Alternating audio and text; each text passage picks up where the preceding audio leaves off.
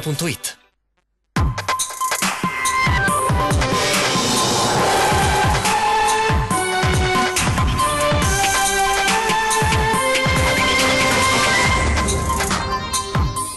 Passaggio delle grandi navi, tra le ipotesi in campo quella preferita dal ministro Toninelli sarebbe Chioggia, idea condivisa anche dal primo cittadino Ferro, titubante il presidente Zaia. Tensione altissima tra Roma e Venezia sulla questione grandi navi. Toninelli nega l'esistenza di un progetto a Marghera, l'assessore De Berti, il ministro è nel panico. E sul tema grandi navi torna a parlare Adriano Celentano, da sempre contrario, e lo fa con un video shock.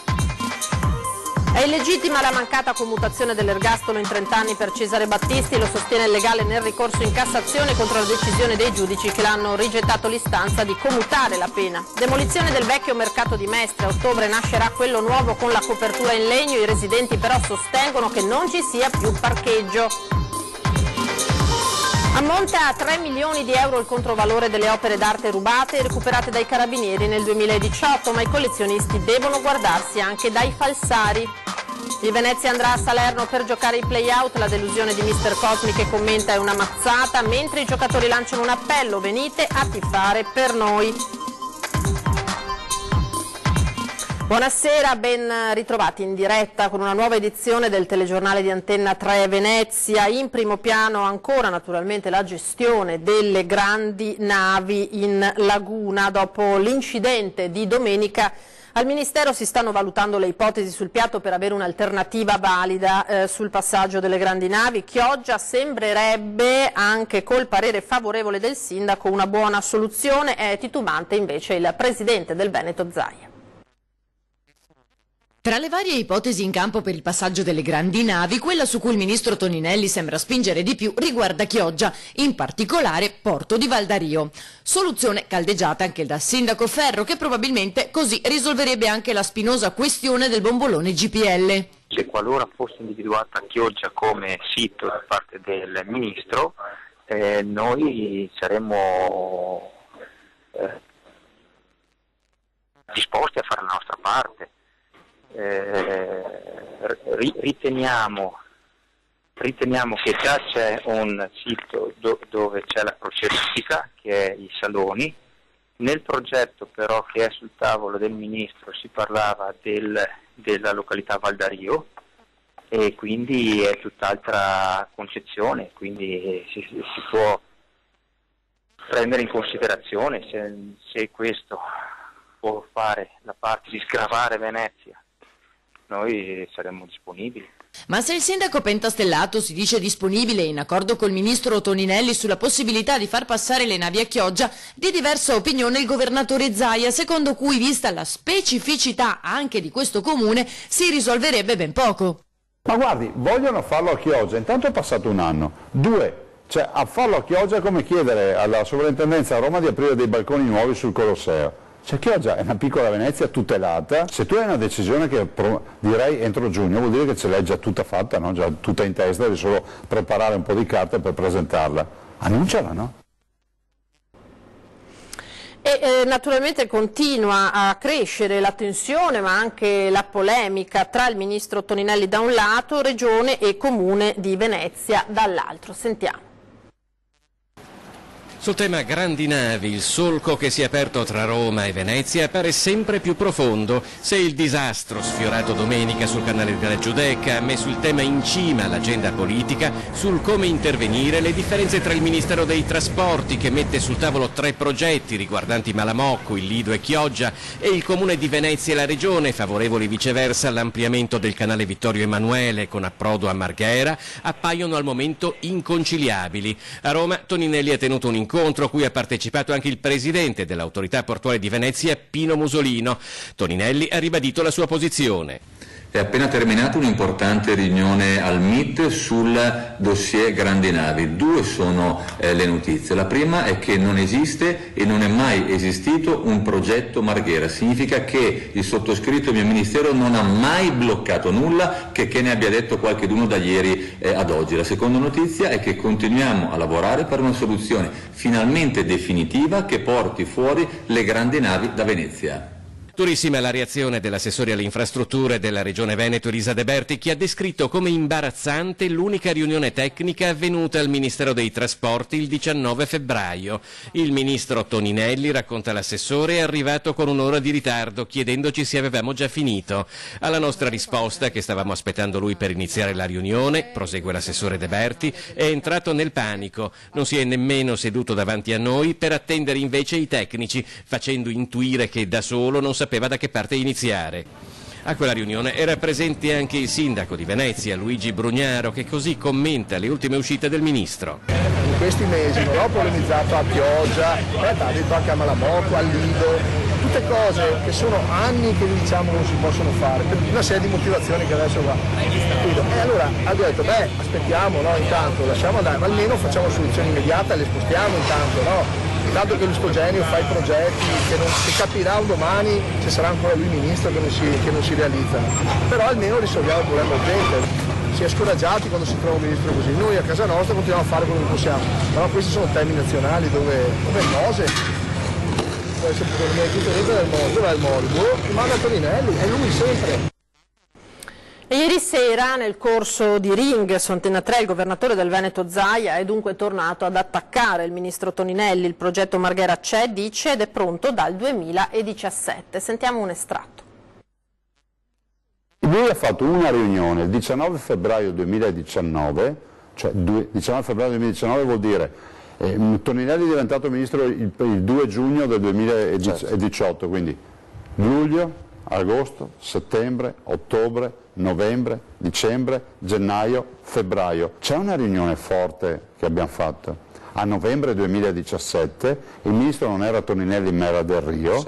È stato deciso in comitatone, perché la sede ufficiale è comitatone, non le riunioni fatte per fare discussioni inutili, però comunque ripeto, a me non risulta che abbia fatto tutte queste riunioni e sfido il ministro a dirmi quali riunioni ha fatto e a quali non ho partecipato sulle grandi navi, ed è stato deciso a unanimità nel comitatone, che è l'organo stabilito per legge, che la soluzione è usare il canale di petrolio, il canale Vittorio Emanuele e portare le grandi navi a Marghera. Lì abbiamo una banchina di 2 chilometri. Sa cosa ha detto Toninelli in diretta con Antena 3?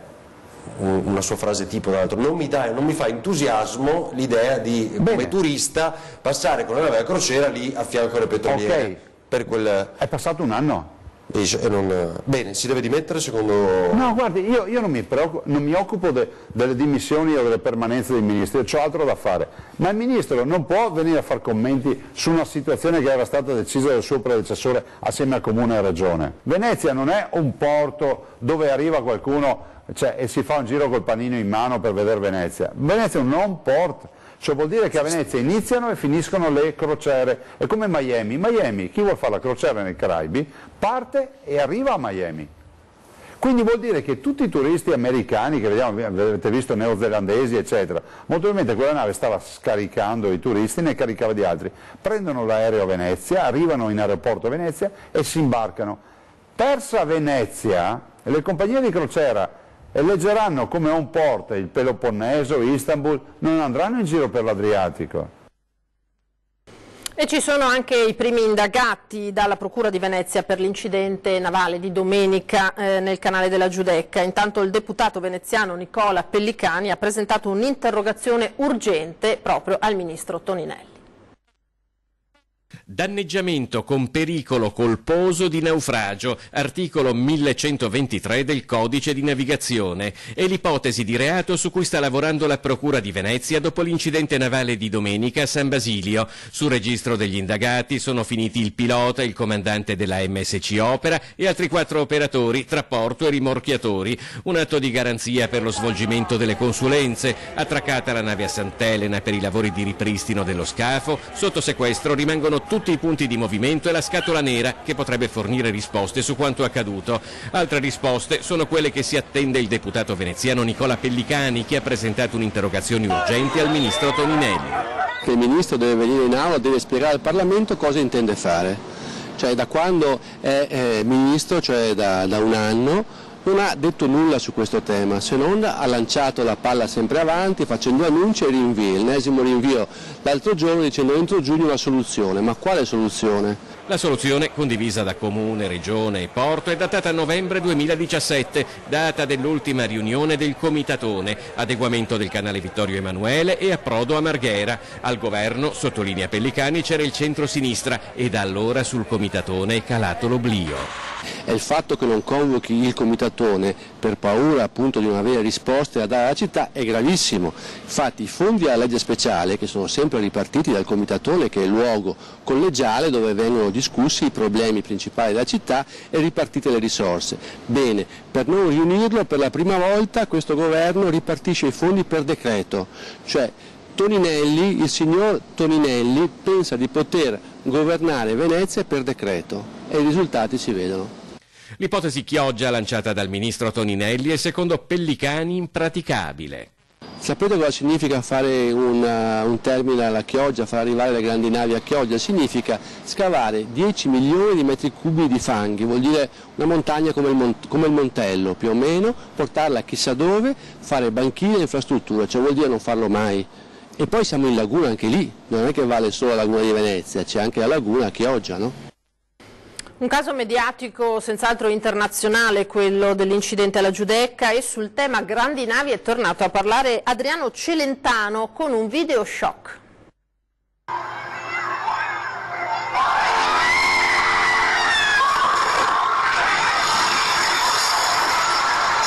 Il colosso arriva e non c'è più nulla da fare. Nello scenario da incubo di una Venezia plumbea, la nave sventra San Marco, distrugge la facciata di Palazzo Ducale e lascia macerie e fiamme. Firmato Adriano Celentano, e il titolo non lascia spazio a dubbi, un motivo per cui i governi dovrebbero cadere.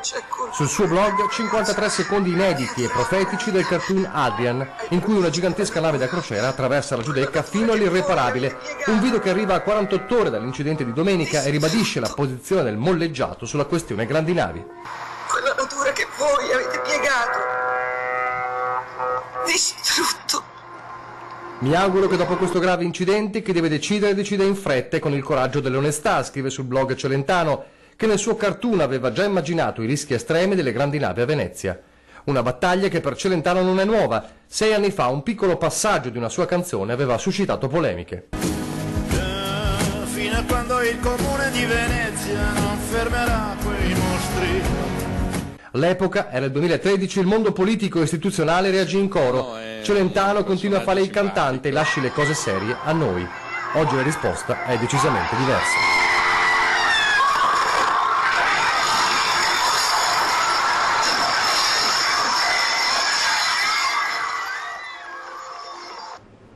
Questo dunque è il video shock, noi ci fermiamo per qualche secondo, rimanete naturalmente con noi.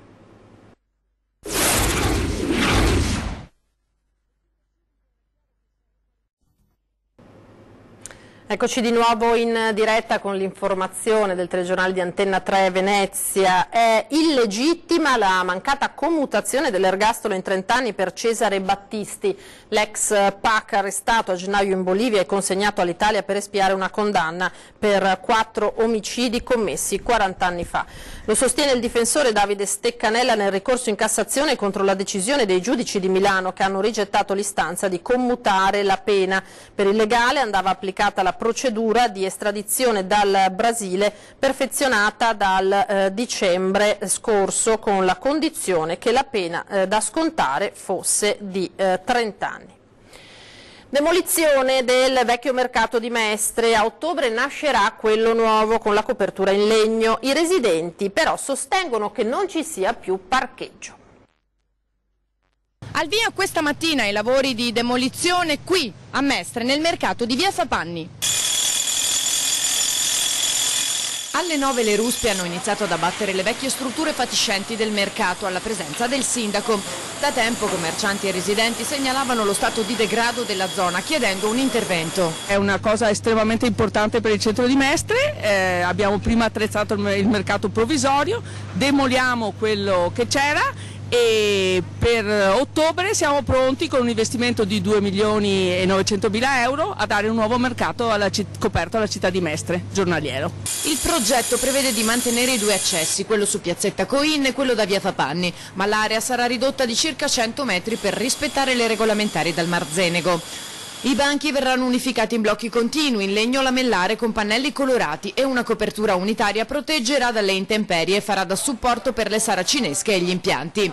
I banchi saranno distribuiti come nell'attuale configurazione e al centro ci sarà una piccola piazza con una aiuola sopraelevata che ospiterà 2 fontanelle. Il nostro impegno, l'avevamo già detto, era quello di focalizzarci sulla riqualificazione urbana, che non può esistere senza la sicurezza, che non può esistere attraverso la rigenerazione urbana che viene dal turismo, dal nuovo turismo che ci sarà in città, e tutto questo deve aiutare anche il commercio in città. Qualche residente della zona però, pur apprezzando il progetto, segnala un pesante disagio cui far fronte. Tutti i posti dei parcheggi sono stati requisiti da chi? Dai dipendenti che mettono i camion, che si può vedere, hanno messo solo i camion, non c'è un posto disponibile per noi residenti, non ci hanno dato neanche, ho capito che c'è una miglioria e dovremmo essere contenti di questi lavori, però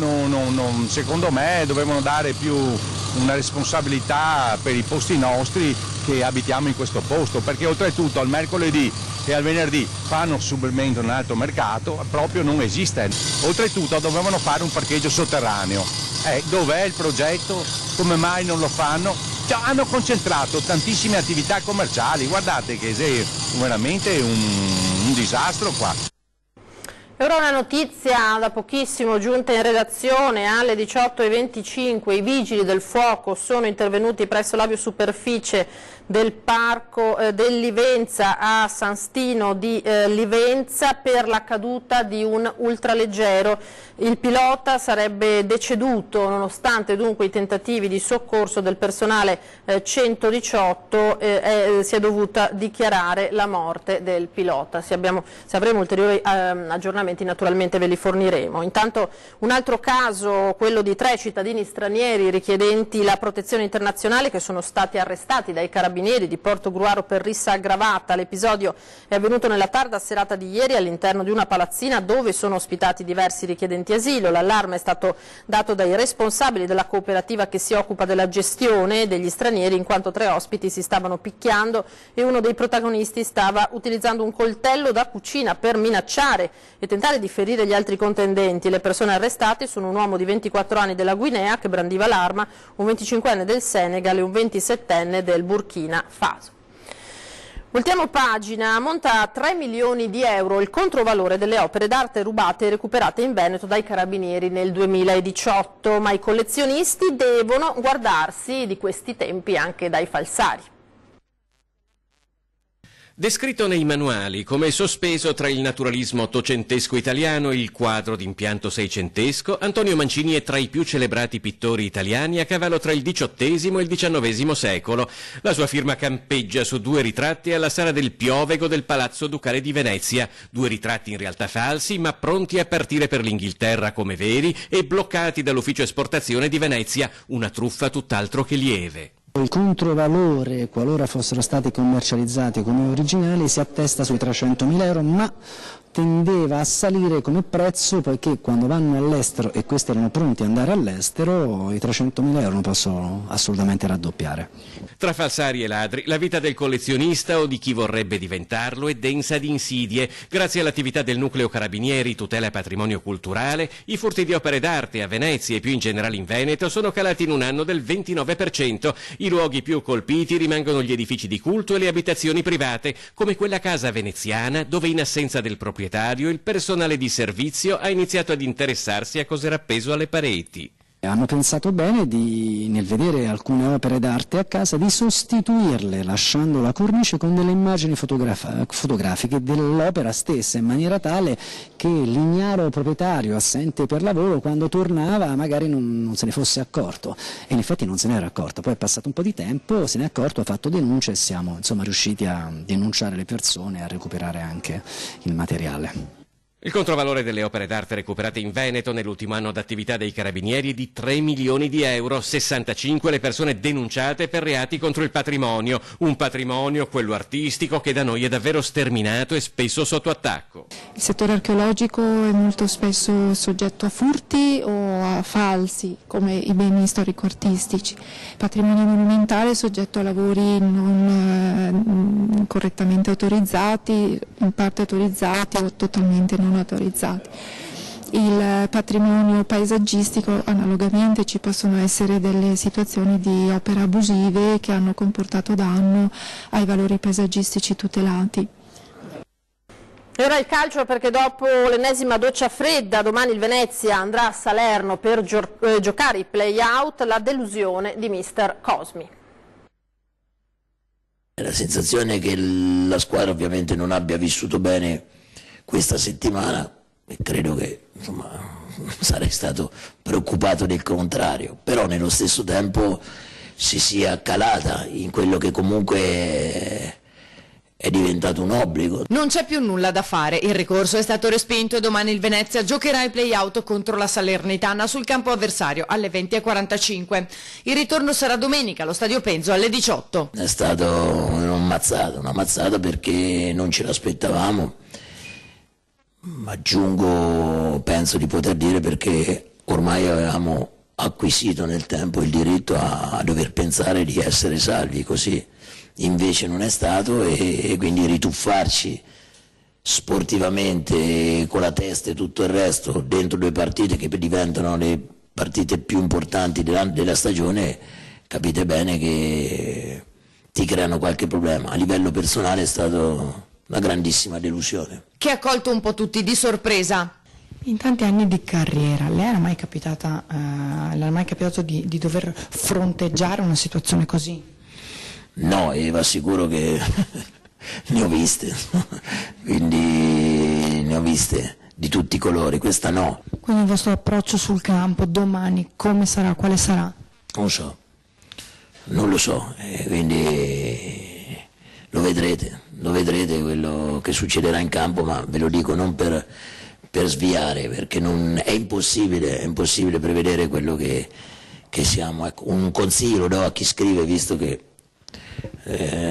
se ci fossero due pareggi non passiamo noi, se ancora qualcuno non l'avesse capito, noi non abbiamo nessun tipo di vantaggio, e nel caso avessimo avuto il vantaggio di giocare in casa il ritorno, credo che i nostri tifosi abbiano parlato chiaro, non vogliamo neanche quel vantaggio. Mentre dai giocatori arriva un appello al pubblico: venite al Penzo a tifare Venezia, lottiamo tutti insieme contro questa ingiustizia.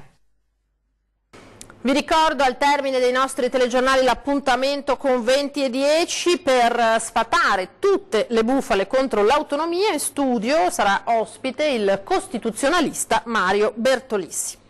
È tutto per questa sera, io vi ringrazio per l'attenzione e vi lascio alle previsioni del tempo per domani. Arrivederci.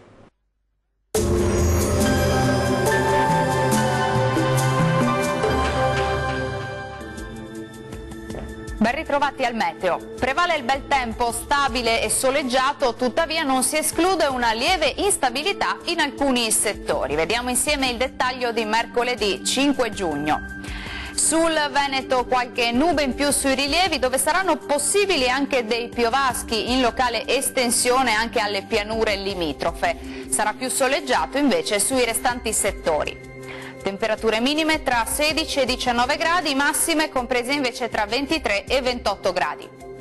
Situazione simile sul Friuli Venezia Giulia, con tempo in prevalenza asciutto e stabile dappertutto, ma con i consueti disturbi, specie al pomeriggio, sui settori montuosi.